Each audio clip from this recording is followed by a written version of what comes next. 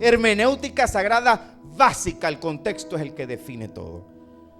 Pablo viene con una batalla campal contra los judaizantes. Pablo le dice: ¿quién los fascinó a ustedes? ¿No es Cristo más la ley? No.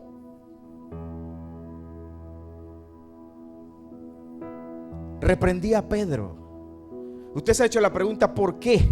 Una carta a Gálatas. ¿Por qué Pablo mete a Pedro aquí? ¿Por qué está hablando Pablo de Pedro, de Jacobo y de Juan? ¿Qué sentido tiene que Pablo hable de ellos aquí si la carta es a los Gálatas? Pablo necesitaba usar un ejemplo poderoso. Los Gálatas estaban siendo fascinados. Y Pablo estaba diciendo: ¿ustedes se acuerdan quién es Pedro? ¿Quién es Jacobo y quién es Juan? Él le está diciendo a los Gálatas: yo me reuní con ellos. ¿Quién no reconocía a Pedro? Pedro, Juan, Santiago, el hermano de Jesús. Pablo le está diciendo a los Gálatas, a esos tres: a Pedro yo lo reprendí por hacer lo que ustedes estaban haciendo. ¿Ve por qué la necesidad de Pablo? Ustedes respetan a esos tres hombres. Uno de ellos estaba judaizando y estaba permitiendo que se judaizara, y permitió que Tito, aun siendo griego, fuera circuncidado, y arrastró también a Bernabé. El ejemplo que usa Pablo para los Gálatas es para persuadir. Ustedes no se dejen engañar de los falsos maestros, porque si ustedes respetan a Pablo, a Pedro, a Jacobo y a Juan, yo lo reprendí, a Pedro lo reprendí duramente porque estaba tratando de hacer lo que ahora ustedes están haciendo. ¿Quién los fascinó para desobedecer a la verdad? Esa es la intención intrínseca de Pablo en la carta a Gálatas. Cuando usted comprende esto y usted se va a leer Gálatas, usted dice: wow, ahora entiendo. Entonces Pablo, en la extensión de esa exhortación, tiene que agarrar y hablar de Abraham, un pacto una vez ratificado, y después tiene que hablar como una alegoría de Sara y Agar. Una no tiene dolores de parto, quien es Sara. Y a la nación de Israel se le advierte que va a tener dolores de parto. Cuando usted comprende esto, es cuando usted va a entender Mateo 24, 29. Mateo 24, 29, que ya lo estudiamos, no lo vamos a entrar, pero lo voy a leer porque ahora usted va a decir: ahora entiendo lo que nos estaba tratando de decir el hermano con Mateo 24. Por eso que se gastó 2 enseñanzas para hablar de Mateo 24, sí. Mateo 24, 29 y 30. E inmediatamente después de la tribulación de aquellos días, mira donde aparece el día especial. El día especial que le di los textos: Zacarías, Sofonías, Ezequiel, Amós, Jeremías, Joel. El día grande de Jehová está aquí. E inmediatamente después de la tribulación, en aquellos días, el sol se oscurecerá, lo mismo que dijo el profeta Isaías. Y la luna no dará su resplandor. Jesús estaba citando Isaías 13, literal casi. Y las estrellas caerán del cielo, y las potencias de los cielos serán conmovidas. Entonces, aleluya, aparecerá la señal del Hijo del Hombre en el cielo, y entonces lamentarán todas las tribus de la tierra, y verán al Hijo del Hombre viniendo sobre las nubes del cielo con poder y gran gloria. Por eso que aquí enseñamos que Israel dio a luz sin darse cuenta. Por eso que el profeta Isaías dice: antes de que estuvieses de parto dio a luz. No lo podían recibir porque estaban velados, pero nos trajeron al Mesías. Antes de que estuvieses de parto nos trajeron al Mesías, pero los dolores de parto serán en la tribulación para la nación de Israel, clarito. Y esos dolores de parto se registran en Apocalipsis, donde comienza la parte más dura de esos dolores de parto. Recuerdan que Apocalipsis 12 habla de Israel, ¿cierto? Leámoslo otra vez, 12:1. Apareció en el cielo una gran señal: una mujer vestida del sol, con la luna debajo de sus pies, y sobre su cabeza una corona de 12 estrellas, las 12 tribus. ¿Y qué dice el verso 2? 12:2 de Apocalipsis. Y estando encinta, clamaba con dolores de parto en la angustia del alumbramiento. Cuando los textos se van enlazando uno con otro, y hay alguien dirigiendo la orquesta para que usted escuche la sinfonía del Espíritu, en cuanto a esta palabra, usted dice: es la palabra. Aquí el maestro el maestro solo nos está alineando los textos correctamente y respetando contextos. Me estoy saliendo de una interpretación personal. Ahora, estamos casi terminando. El apóstol Pablo tenía pleno conocimiento que, como él mismo lo explicó a los Gálatas, dos mujeres representaban dos pactos. El uno, el pacto del monte Sinaí, esta es Agar en Arabia, la Jerusalén actual, y el otro, la Jerusalén celestial, nosotros la iglesia. Como Pablo tenía eso claro, que uno de los dos pactos tendría dolores de parto, el otro no, porque sobre mí reposa tu ira, porque Dios nos guardará de la hora de la prueba que ha de venir. Por eso no tendremos nosotros parte en ese periodo de tiempo, aunque a mucha gente le cueste comprender. Yo creo que hay gente que le gusta tanto el sufrimiento que dice: ¿qué yo necesito? Tú sabes, como antes se hacía la autoflagelación, la gente se daba los látigos ellos mismos. No me acuerdo cómo se llamaba eso en la iglesia popular. La gente necesita dolor.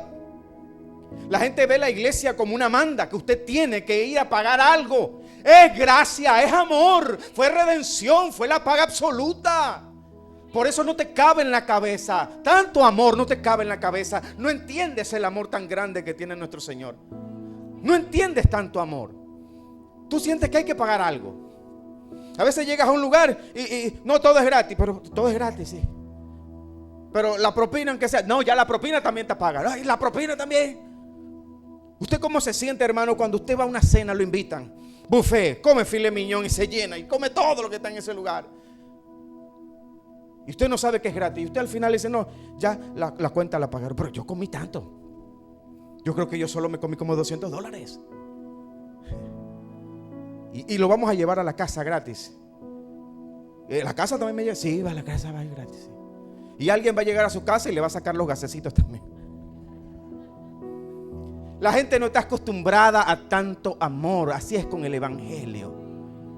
La gente no entiende, la gente dice: no, es que hay que padecer, hay que entrar, es que necesitamos, la iglesia necesita entrar y padecer. Hubo uno que pagó el precio completo: redención, remisión, propiciación, la paga completa. Hubo el misterio del cambio, la justicia de él se le puso a la iglesia, nuestro estado de pecado se le pone a él, y él ocupó mi lugar, lo ocupó en la cruz, lo ocupó en el Seol, y lo ocupó en la ira venidera, los dolores de parto. Eso es lo que el mundo no comprende. Suena a cierre, pero todavía no es cierre. Vamos todavía. ¿Cuántos quieren más Biblia? Primera de Tesalonicenses 5. Para que usted vea que Pablo tenía esto tan pero tan claro. El mismo Pablo que le escribe a los de Gálatas, hablando de dos pactos, es el mismo Pablo que entiende perfectamente que los dolores de parto no son para la iglesia, porque fue el mismo que habló de Agar y Sara.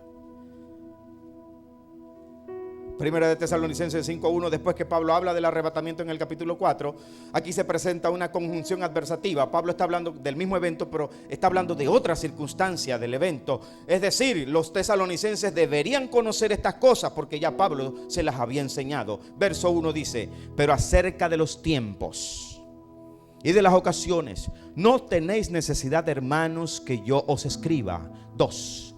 Porque vosotros sabéis perfectamente que el día del Señor, ese día grande, el día de la ira, que el día del Señor vendrá así como ladrón en la noche, que cuando digan paz y seguridad, entonces vendrá sobre ellos destrucción repentina como los dolores de la mujer encinta, y no escaparán. ¿Eso es para la iglesia? ¡No! Porque Pablo sigue diciendo en el 4, y en el 4 es donde le habla a la iglesia, porque lo anterior ya ellos lo sabían. El día del Señor lo conocían, lo habían dicho los profetas hasta la saciedad. En el 4 se presenta la conjunción adversativa: mas vosotros, hermanos, No estáis en tiniebla para que aquel día, ¿cuál día? El día del Señor. ¿Cuál día? El día grande. ¿Cuál día? El día de la ira. ¿Cuál día? Los dolores de parto. No estáis en tinieblas para que aquel día os sorprenda como ladrón. Porque aún el término ladrón no es para nosotros. Porque todos vosotros sois hijos de luz e hijos del día. No somos del día ni de la noche. Es porque somos de Cristo. ¿Qué dice el verso 9? Porque no nos ha puesto Dios para ira, sino para alcanzar salvación por medio de nuestro Señor Jesucristo. Pablo entendía perfectamente, él fue el que le escribió a los de Gálatas diciendo: hay un pacto que tendrá dolores de parto, y el pacto que representa la Jerusalén celestial, el pacto de la cruz, no tendrá dolores de parto. Este mismo Pablo le dice a los de Tesalonicenses: ustedes conocen el día del Señor que va a venir, y va a venir sobre ellos. ¿Qué dice el verso 3? Sobre ellos. Ahí no dice sobre ustedes. Léalo bien, por favor. Primera de Tesalonicenses 5:3. Porque cuando digan paz y seguridad, vendrá sobre ellos. ¿Hay qué dice? Sobre ellos. Destrucción repentina como los dolores de la mujer en cine no escaparán. Y ahora cuando le habla a la iglesia, ¿qué dice? Más vosotros. El día del Señor es para ellos, no para nosotros. El día grande de Jehová. Escucha, hermano, se lo dije antes. Nosotros no estamos acostumbrados a tanta gracia, a tanto amor. Por eso no entendemos la gracia de la promesa del arrebatamiento de la iglesia. Por eso no entendemos que Dios, en cuanto a juicio, lo enseñamos a lo largo de esta enseñanza, si no la vio. En cuanto a juicio, Dios no castigará al justo con el injusto. En cuanto a trato, Dios no castigará 2 veces el cuerpo de su hijo. Por eso que la gente no entiende, hermanos, lo que ocurrió en la cruz del Calvario. No lo entienden. Escucha, hermano, yo quiero que usted hoy no se canse, hermano, ya estamos cerca. Yo no tengo ninguna intención de que usted diga: wow, cómo ese hombre sabe de Biblia. Yo quiero que usted siempre diga: wow, cuán grande es Dios.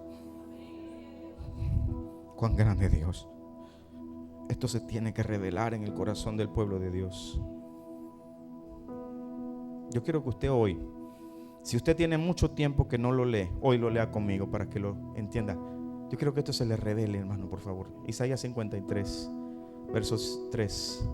Porque después de que usted hoy aprendió esto, usted va a comprender esto. Escucha, hermano, tenga paciencia, porque después de esto necesito leer algo más. Se lo digo desde ya. Pero el consejo sale. Si tiene tiempo que no lo lee, hoy lo va a leer con una gran revelación. Usted va a entender que los dolores de parto no son para usted. Amén. Isaías 53:3. Despreciado y desechado entre los hombres, varón de dolores, experimentado en quebranto, y como que escondimos de él el rostro, fue menospreciado y no lo estimamos. Ciertamente llevó él nuestras enfermedades y sufrió nuestros dolores, y nosotros le tuvimos por azotado, por herido de Dios y abatido. Hermanos, los dolores de parto que nos tocaban a nosotros, ya él los padeció.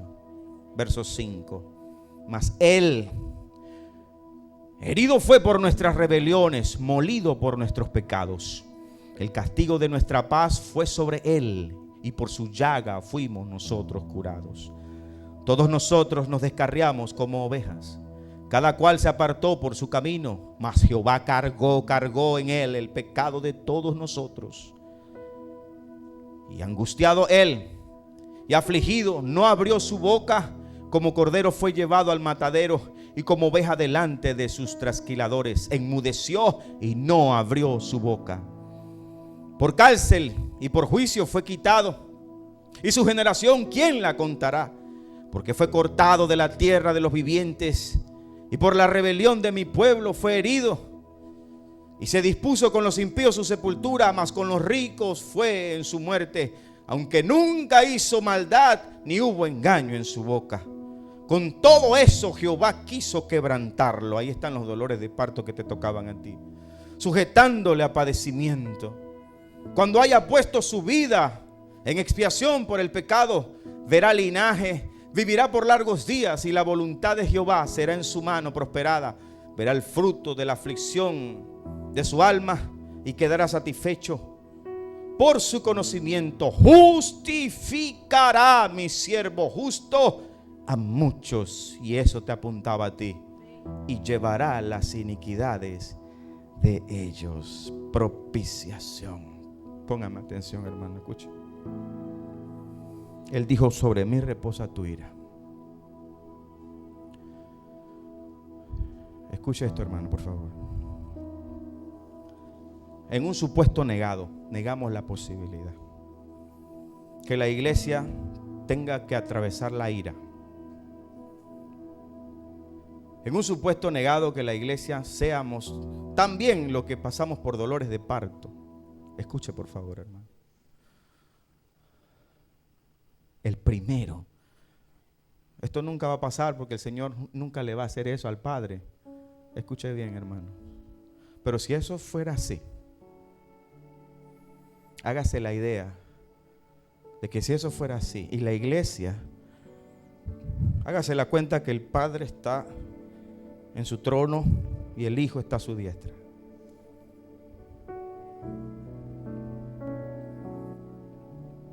Y que se manifiesta el anticristo. Y que la iglesia empieza a atravesar la tribulación y la gran tribulación. Escuche, el primero en levantarse de su trono sería Jesucristo. El primero en reclamarle al Padre sería el Señor. Él se levantaría y dijera: papá, sobre mí reposó tu ira. Padre, si la ira tuya iba a caer en mí y después iba a tener que caer en ellos otra vez, ¿para qué cayó sobre mí? Él le reclamaría al Padre: ¿qué sentido tenías en castigarme de esa manera, papá? ¿Por qué me azotaron? ¿Por qué me pusieron una corona de espinas? ¿Por qué yo tuve que cargar el madero? Si sobre mí reposó tu ira, papá. ¿Cómo es posible, papá, que ellos están atravesando la tribulación, el fuego que viene? Papá, yo sufrí los dolores de parto por ellos. ¿Cómo ellos van a atravesar la ira si yo pagué por ellos? El castigo de su paz fue sobre mí. ¿Cómo los vas a someter a eso si para eso yo pagué por ellos? Yo ocupé el lugar de ellos en la cruz, papá. Yo ocupé el lugar de ellos en el Seol, papá. Yo ocupé el lugar de ellos en la ira. ¿Por qué están entrando? Eso no fue lo que tú y yo acordamos en la cruz. En la cruz tú y yo no acordamos eso. En la cruz tú y yo acordamos que sobre mí solamente reposaría tu ira, papá. ¿Cómo van ellos ahora a pasar por eso? El primero que se levantaría a reclamarle al Padre sería el Hijo. Pero eso no va a ocurrir, ¿sabe? Porque Él sabe que el Padre en sus justicias no haría eso con la iglesia. Pero si eso fuera una realidad como algunos lo creen, el primero en levantarse no sería yo, no sería un teólogo, no sería un apologeta, no sería un pastor. El primero que se levantaría sería el Señor, porque Él sabe lo que pagó por nosotros. Él sabe el lugar que ocupó por nosotros. Él sabe perfectamente cuál fue el trato. Hay un texto que yo no lo entendía. Está en Hebreos capítulo 12, verso 2. No lo busque, hermano, quédese ahí. En ese verso dice el gozo, dice el cual por el gozo puesto delante de él sufrió la cruz, menospreciando el oprobio, y se sentó a la diestra de Dios. Yo decía, ¿cómo Cristo pudo tener gozo en la cruz? Hebreos dice que el gozo fue puesto delante de Él en la cruz. Yo cuando leía esto, yo decía, ¿cómo Él va a tener gozo en la cruz? Clavado, latigado, destrozado con una corona de espinas, sin aire.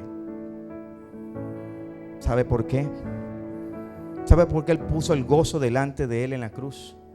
Porque Él sabía que esa ira que cayó sobre Él no caería sobre ti.